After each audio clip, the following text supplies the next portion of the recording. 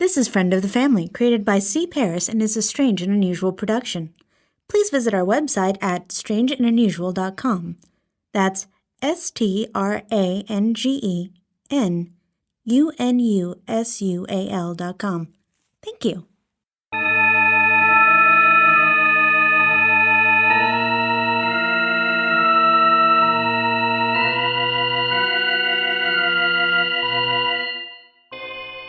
Congratulations, dear listeners, on daring to experience yet another episode of Friend of the Family.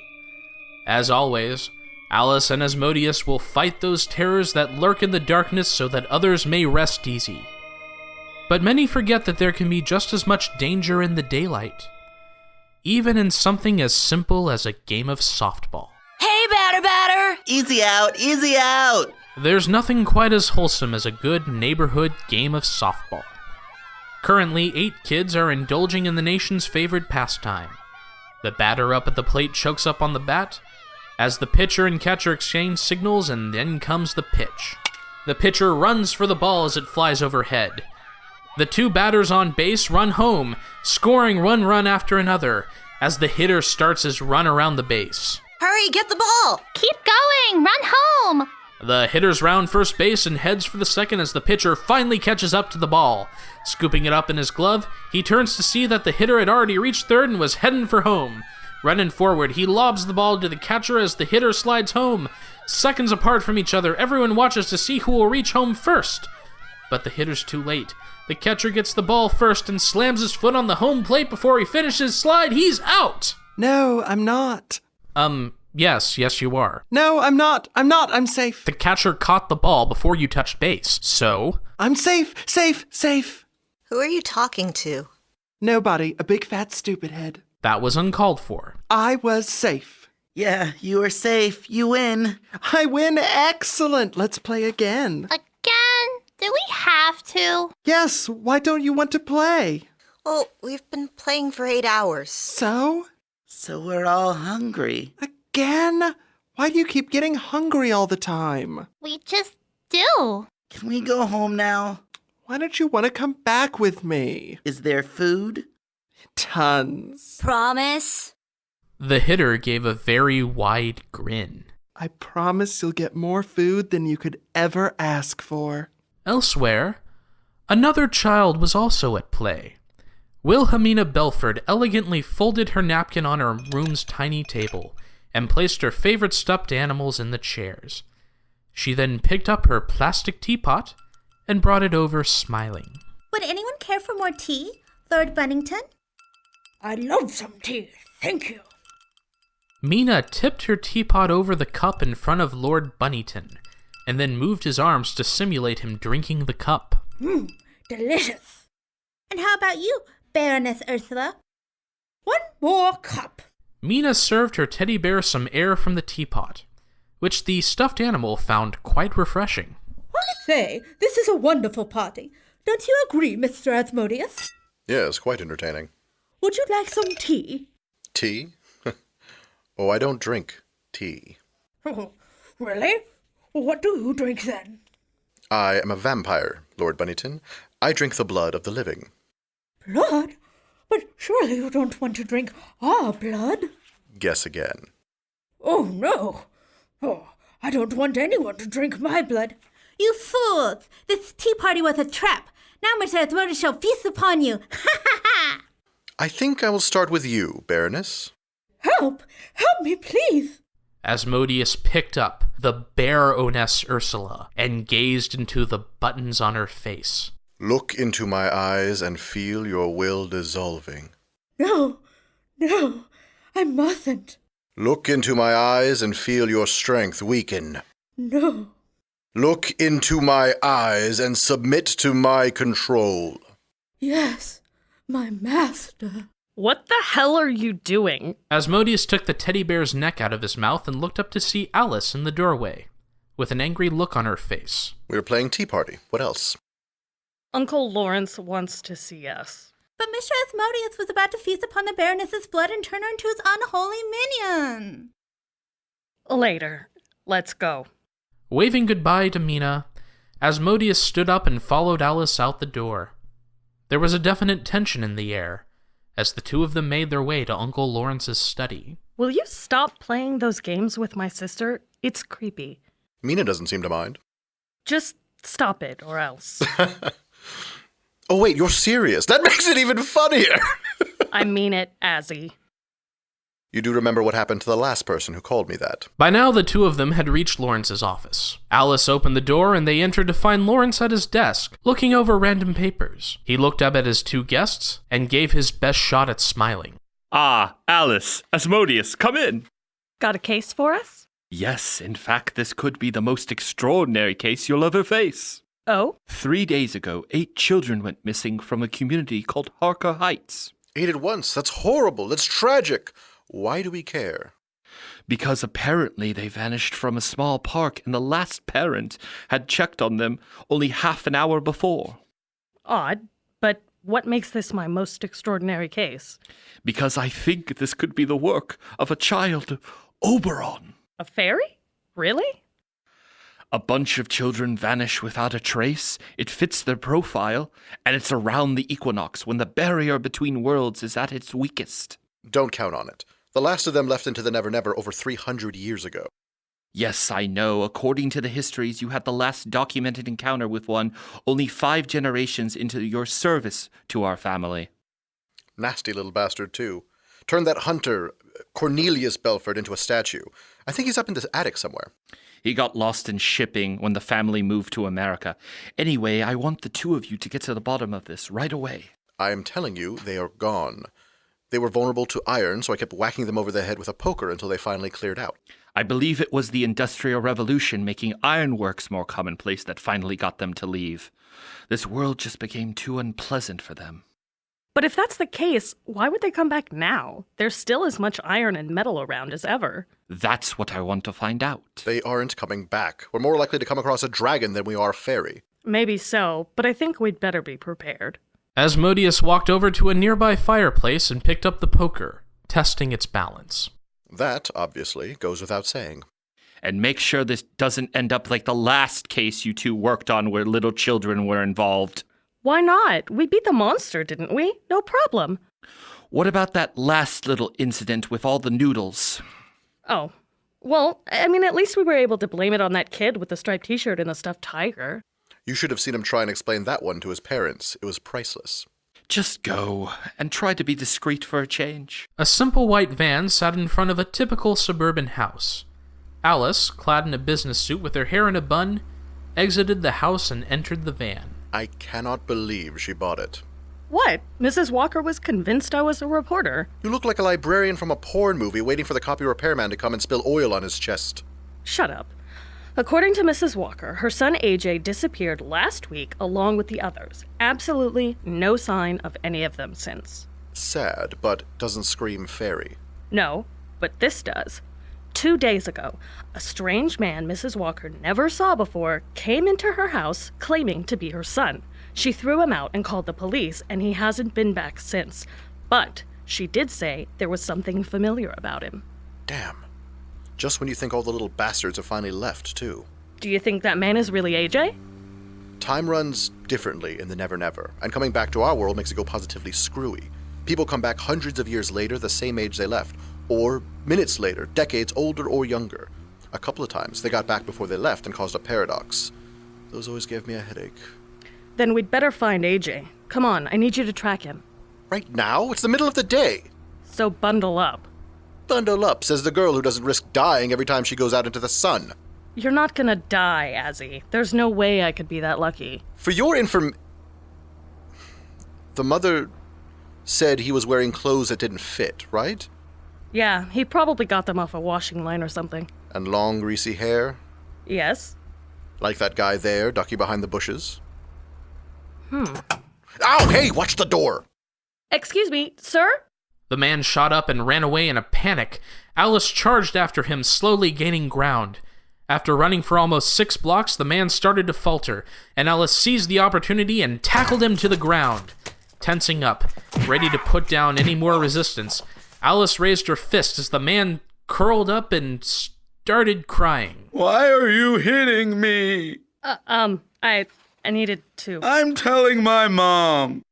AJ? How do you know my name? AJ, is the woman in the house back there your mother? The man sniffed and nodded, and Alice helped him up. AJ, I need you to tell me what happened from the very beginning. He told her about meeting a strange new boy who wanted to join his friends and play. He told her how obsessed the stranger was, not letting them stop or go home when they were supposed to. And finally he told her of the strange and indescribable place the stranger had taken him. It was fun, but I started to miss my mom and wanted to go home. He got angry when I asked and said to forget about her. When I kept asking, he shouted that if I wanted to go home that badly, I could. Then I woke up in the park all old and big, and when I saw my mom, she screamed and called the police. I'm really sorry. I want to go home. Wow, I'm really not sure what to say, AJ, but I promise I'm going to get that kid and make sure this never happens to anyone else. You will? Count on it. AJ smiled, and then suddenly bent over and started crying out. Ah! What? What? What is it? It's my pee-pee. Now every time I see a pretty girl like you, it gets all big and uncomfortable. Oh. Is it cooties? Did somebody give me cooties? No, it's not cooties. I want to go home. I think you better come with me. AJ nodded and then reached up and hugged Alice, sobbing into her shoulder. Not certain what to do, Alice awkwardly moved her arm and returned the hug. There. Move your hands. Move your hands. There. Later, with the sun just setting in the western sky, Alice and Asmodeus made their way through to the park where AJ and his friends had disappeared. Both held long iron rods with very nasty barbs on the end.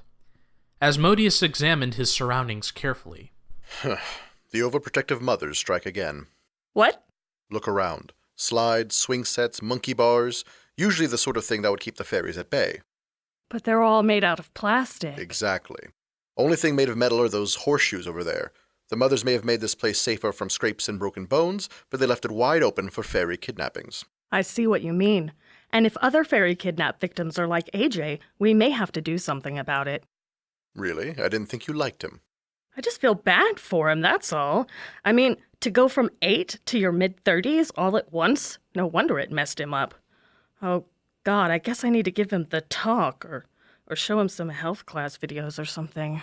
Videos? People teach that with videos nowadays? Honestly, things are so much simpler when I was alive. My brothers just took me out to the goat paddock during mating season and told me that's what you do to a woman when you get older. That explains a lot. But I am not taking AJ to a goat paddock. Oh, don't worry. I took care of it. What did you do? I showed AJ how to unlock the adult movie channel in our hotel room. What? Bet you anything he's learning a lot more than any health class video will teach him. I have to go kill something. The two of them made their way to a field at the other end of the park, where a group of children were playing hide-and-go-seek. Many were laughing with the pure joy of childish play, catching those last few moments before their mothers came looking for them. Could one of them be? Possibly. Wait for it. The children playing the game ran and hid while one of them closed his eyes and counted. Some dove into nearby bushes, others fled to the boxes and concealed themselves underneath the slides. But one boy proved more enterprising. Giggling at his own cleverness, he skillfully climbed up a nearby tree and... Shh! He'll give me away. Ah, he's finally useful for something. What? Nothing. It's that kid over there. The children poked their heads out and stared as Asmodeus and Alice made their way to the petulant child pouting in the tree. The young girl who'd been it stopped in her tracks. The happy childlike energy that had pervaded their playing had suddenly vanished. Okay, kids, game's over. Time to go home. But we were just... Now! The children scattered. The fairy scowled. I'm not done playing. Yes, you are. You're done, Tinkerbell. We're giving you one chance to go back where you came from before we toss you back there ourselves. You must be very brave to speak to me that way if you know what I am. Brave is the human word for stupid, right? Zing. Silence! You and your wench would be wise to leave now before. Excuse me, his wench? You should be so lucky. How dare you ignore me? I am no mere fae. I am Prince Mudlushko Radkora of the ethereal realms of Kobor, master of the ephemeral air of Winslut, ruler of the all-seeing eye of... The fairy continued to rattle off one title after another while... How dare you! I will not be interrupted by a big, fat, stupid head. There's no way to shut him up, trust me. What? Look, here's the deal, Prince Mud. My name is... Whatever. We know what you are, and we also know how much you hate iron. So if you don't want this iron rod inserted somewhere unpleasant, I suggest you clear off. You think your iron scares me? I think it's time you and I have a little fun. The fairy jumped off the tree ledge and glided down to the ground. Alice adopted a fighting stance, gripped her poker, and lunged. A burst of flame shot out of the fairy's hands, snaking towards Alice like fiery ribbons of death. Alice ground to a halt and held her poker up defensively. Upon contact with the cold, unmagical iron, the flames vanished in a fit of impossibility. You'll have to do better than that. I intend to. This time laughing, strange, otherworldly lightning crackled in the fairy's hands before shooting towards Alice. But the magical nature of the lightning could not stand the iron poker. And again, the fairy's magic proved ineffective. You humans and your stupid iron. Last chance, Mud. My name is Prince Mudlushko. Whatever! Alice lunged forward again, determined to impale the fairy on her iron poker. But before she could reach him, the root of a tree shot up from the ground, catching her by the foot and causing her to fall back to the ground. Oof. A second root shot up and lashed at her hand, causing her to drop the poker. More and more roots began erupting from the ground, wrapping themselves around her until she could not move. She opened her mouth to yell for help, but the roots closed around her face so that she could barely see, and with each passing moment, she found it harder and harder to breathe. It seems Alice has met her match. See? Even the big, fat, stupid head knows how foolish it is to oppose me. You know, I find that name very offensive. Silence! Let all other mortals take heed that none shall oppose Prince Mudlushko Radkora of the ethereal realms of Kobor, master of... My God, you're annoying! The fairy, reeling from the blow Asmodeus had struck with his iron rod, wobbled and hit the ground. Whistling merrily to himself, Asmodeus then turned the fairy over, pulled out a horseshoe he'd picked up, and thrust it hard into the ground, pinning the fairy's arm. Still whistling, Asmodeus used 3 other horseshoes on the fairy's other arm and feet. The fairy writhed beneath the horseshoes, in pain, and unable to break free. Now then, here's what's going to happen. You are going to swear an oath to return all the children you kidnapped from this park, and return them all the same age as they left. You will swear that you will perform this task the moment I release you. You will also promise that immediately after fulfilling this oath, you will return immediately to the Never Never and never come back here again. You're a vampire, a creature of death and destruction. Why do you care what happens to a few mortal children? I have my reasons. You're that vampire, aren't you?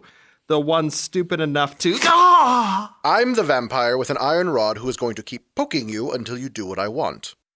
Very well. I swear that once you release me from these bindings, I shall return all the children I stole from this park, and that they shall be returned the same age they left. And that I shall never come back here again. Let's see, was there anything else? I feel as though I'm forgetting something.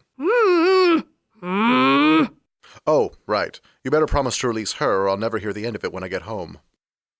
Very well. I swear that I shall release her once I regain my freedom. Satisfied. Ecstatic. Asmodeus pulled the horseshoes up from the ground. The fairy rubbed his wrists, which had blackened as if horribly burned. I won't forget this. I'm sure you won't. In a flash of light, the fairy vanished, and in his place, a confused group of small children stood, blinking. Alice shot up. The roots tying her down suddenly vanished, and gasped for air. Asmodeus stood back and looked smug. What happened? Sorry, kids. It's time to go home. The next day, the missing children safely returned to their overjoyed parents. Alice and Asmodeus happily returned to the Belford mansion. Well, one of them was happier than the other. Still, Uncle Lawrence congratulated them both on doing a superb job with no cause for complaint. Well, one cause for complaint. I don't know what was more disturbing, the vein that kept throbbing at Uncle Lawrence's temple, or the way he broke down sobbing. When he was yelling at us, there were a couple of times I swear his voice went higher than a dog's hearing range. I swear, it can't be natural for your face to turn purple like that. So, what bill do you think was higher, the pay-per-view charges or the carpet cleaning? Who cares? At least this way nobody has to give AJ the sex talk. Yes, thank you. That made things so much better. Now, instead of a confused man with urges he doesn't understand, we have a hormonal maniac who keeps trying to grab my breasts.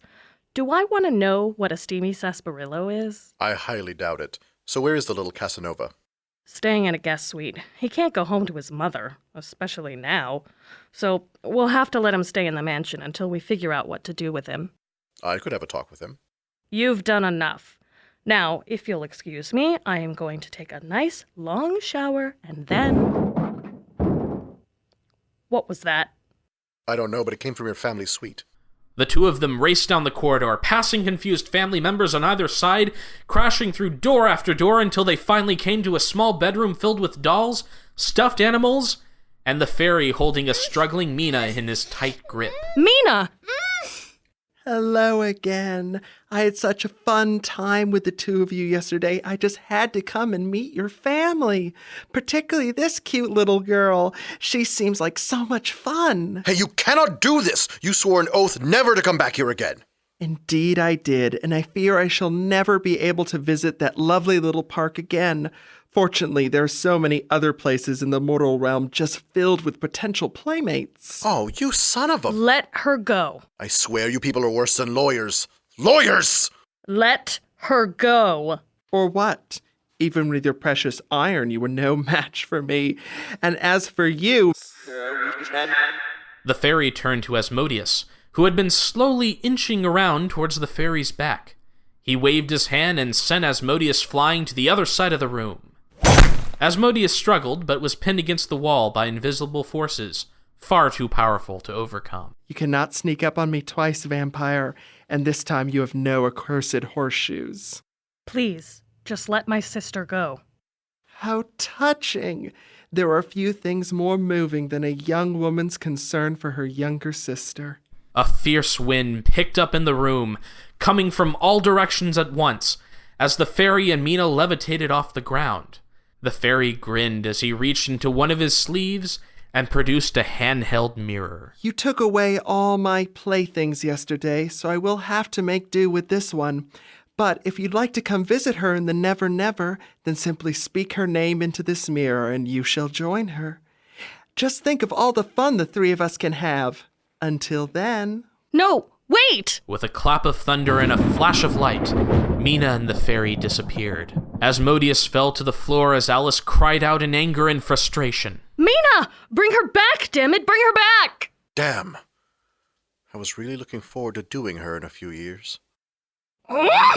A few hours later, once the rest of the family had pried Alice's fingers from Asmodeus's throat and learned what had happened, nobody could speak from the shock of losing one of the family's youngest members. Finally, Marjorie Belford took control and organized a council of herself, Alice, Asmodeus, and Uncle Lawrence to decide what to do next. I say, Azzy and I load up on iron, go through the mirror, and don't stop kicking fairy butt until we get her back. You'll be going alone if you keep calling me Azzy. In fact, you'll be going alone anyway because there's no chance in hell I'd follow you there. What? The big bad vampire is afraid of a few fairies? This big bad vampire had to save your ass from just one fairy, or did you forget that? Stop it, both of you. Alice, it's not that simple. Mina is in the Never Never. You can't bring iron to the Never Never. That's why the Fae moved there in the first place. So we'll go in without iron. I don't care. We'll figure something out when we get there. No. What? No, it's too dangerous. You're not going. But she's your great-granddaughter. Oh, did you think I forgot that?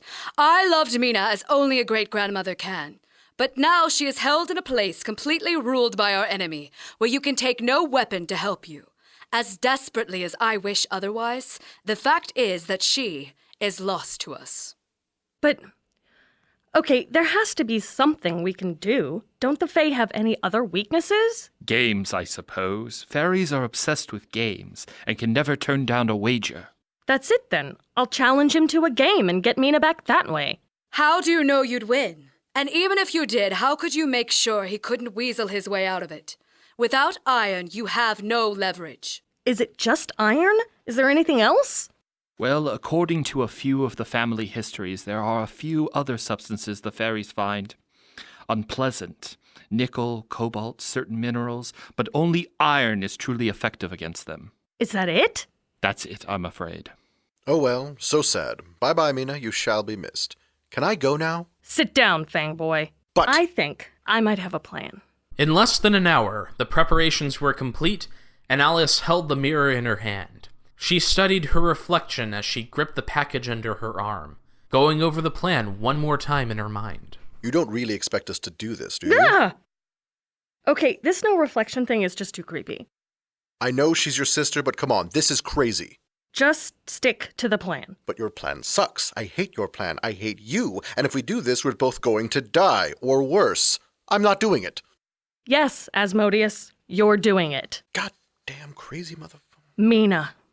A strange, otherworldly light shone from the mirror, dim at first, but getting stronger and stronger, until Alice and Asmodeus had to close their eyes. There was a loud, sudden pop, and when they opened their eyes again, they found themselves in the Never Never, a place so different, so strange, so other that it defied any attempt at human description. That's it? Talk about a cop-out. I feel so weird. Dots of light suddenly zipped around their heads, flickering around them too fast for them to focus. They flew around excitedly, tittering. Look, what is this? Mortals! Not this one, he reeks of death. Vampire! A vampire and a mortal here? It must be them. What fun! Alice tried to fight her disorientation as, Oh no, it's him! The big fat stupid head! I'm not a... His voice! So dull and lifeless, it fills us with despair! Why must the big fat stupid head torture us so? Is there anyone who likes you? Genius is just not appreciated in its time. Make him stop! Make the big fat stupid head stop! Having finally regained her composure, Alice turned her head to the floating sprites and blinked. Hello, my name is Alice. I'm here to... We know why you're here! The prince said that you would come! He's been waiting for you. Then where is he? Come! They traveled a great distance, and yet stood still, as they moved through the Never Never to the prince's domain. Alice felt the strongest sense of vertigo, and once again had to struggle to keep her composure. Even Asmodeus was affected by the sheer strangeness of it all. When they regained their senses, they found themselves in a clearing near a long table, around which sat Mina, the fairy, and a very large bear and rabbit. More tea, Lord Buddington? Yes, thank you. This is so delightful. What did you say, Baroness Ursula? Oh, yes, quite lovely. May I have one more scone? Certainly. And what about you, Mr. Fairy? My name is not Mr. Fairy. It's Prince Madlushko Radkora of the... Oh, but it's such a long name to remember. Couldn't we call you Mr. Fairy for short? No, you will address me by my full name. Now, see here, old boy, that's hardly proper behavior for a tea party. Well, I'm tired of tea parties. I want to do something else. But the party isn't over. I want to do something else. But we aren't finished with the tea. We have to finish the tea. No more tea. Having fun? Mr. Asmodeus! Alice! Mina leapt out of the chair and ran to them. Alice, having regained her sense of balance, hugged her sister warmly. Can we go home now? He doesn't even know how to play tea party. Oh, thank Oberon so you're here, are you? How very brave and foolish for you to come. With a wave of the fairy's hand, Lord Bunnington and Baroness Ursula disappeared from the table, as did all the tea. The fairy turned and grinned. Yeah, we're completely helpless, totally in your power, etc. And there's no iron to help you. Right, no iron. So if you wanted, you could keep us here forever as your playthings. Exactly. Well, maybe not all of you. But yes, by coming here, you have become my puppets. But doesn't that take the fun out of it? Where's the sport in defeating some powerless puppets? Why don't we make things more interesting? What do you propose? You, me, and Asmodeus play a game. If you win, we stay. If we win, we go home and take Mina with us. 2 against 1? Hardly fair. But if you win, you get 2 playthings, not just 1, so it's even. Try as I might, I just can't turn down a challenge. What is the game then? One of your human games? Chess? Cards? A sport, perhaps? None of the above. Alice put the package on the table and pulled out the contents. This is the game we're going to play. And I should warn you, I've never lost it once. The 3 of them played the game for hours, each battling fiercely to win. Each of them tried new strategies, abandoned those that failed, searching fiercely for the edge that would put them ahead. Finally, Alice saw the chance that she'd been looking for, and prepared to end the game once and for all when the fairy suddenly stopped her. I have it! Professor Plum, in the dining room, with the candlestick. Alice and Asmodeus watched with dread as the fairy opened the block envelope and pulled out the 3 cards he had just named. The game was over, and they had lost. Brilliant plan, Alice. Simply brilliant. But how? Wait a minute! I have the candlestick card in my hand! There's 2 candlestick cards! You must have changed them with magic! It doesn't say you can't use magic on the box. Of course you can't use magic! That's cheating! So, there is always cheat. We can't help it that we're better at it than you mortals. But... The game is over. It doesn't matter how I won, and the 3 of you are mine. Now it's time to play with my new toys. I think I'll start with the vampire. Chains of yellow energy suddenly appeared everywhere, crackling as they bound Asmodeus to the chair. As he writhed in pain, Alice slowly made her way around the fairy. Chains of pure sunlight. I figured this would pay you back for the iron horseshoes. Don't worry, Alice. Your turn will come soon. How about now? Moving with lightning-fast reflexes, Alice took out the weapon she'd hidden in her sleeve. It was a metal spike, covered in wires with a switch on the top. She impaled it into the fairy's chest. The fairy twitched slightly, but other than that showed no notice. Nickel? It tinkles. Stinks a bit, maybe. But it's not iron. Only iron works. Nothing else will save you. I guess we're about to find out. Alice flicked the switch, and the fairy cried out in searing pain. The sunlight chains around Asmodeus vanished, and the entire world seemed to throb in agony. The entire Never Never was hurting from the intrusion of this foreign substance. What is this? This is worse than iron. Make it stop! Make it stop! Promise to send us home. I promise to send you home. Promise to return us to the same place and time where we left, the same ages as we are now. I promise to return you exactly as you were, where, and when I took you. And promise that you will never again visit the mortal world. I promise. I, Prince Madlushka Radkora of the ethereal realms of Kobor, master of the ephemeral air, Oberon's cock. I swear on my name and titles to never visit your world again. Alice turned off the switch, and the fairy gasped in pain, catching his breath. Alice pulled the spike out and looked expectantly. It appears I grievously underestimated you. That happens. Go then. May I never see you again. That's the plan. The fairy waved his hands angrily, and the 3 of them vanished from the Never Never and returned to Mina's room, where Grams and Uncle Lawrence were waiting. Mina! Grammy! Oh, Mina, I thought I'd lost you. They did it! Grammy, the mean fairy took me, but then Mr. Asmodeus came to save me. Yeah, wait, what? No problem. All in a day's work. Hold on a second. I'm the one. Of course, I couldn't do it without Alice's help. Okay, yes, I could have, but hopefully she learned a thing or two. You slimy son of a... That was quite a plan you had, Alice. An electromagnet made out of nickel, giving it the strength of iron. This is truly a grand day in the family's history. Just make sure you record who came up with the idea. Don't worry, I'll be sure to set them straight. All was well and normal in the Belford mansion once again.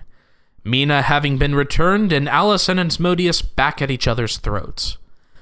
The day, for now, had been saved, and a terrible threat had been dealt with. That night, all the Belfords could sleep soundly, knowing that the danger had at last been overcome. For now. For now, dear listeners. For now. And I am not a big fat stupid head. This is Friend of the Family, created by C. Paris and is a strange and unusual production. Please visit our website at strangeandunusual.com. That's STRANGENUNUSUAL.com. Thank you.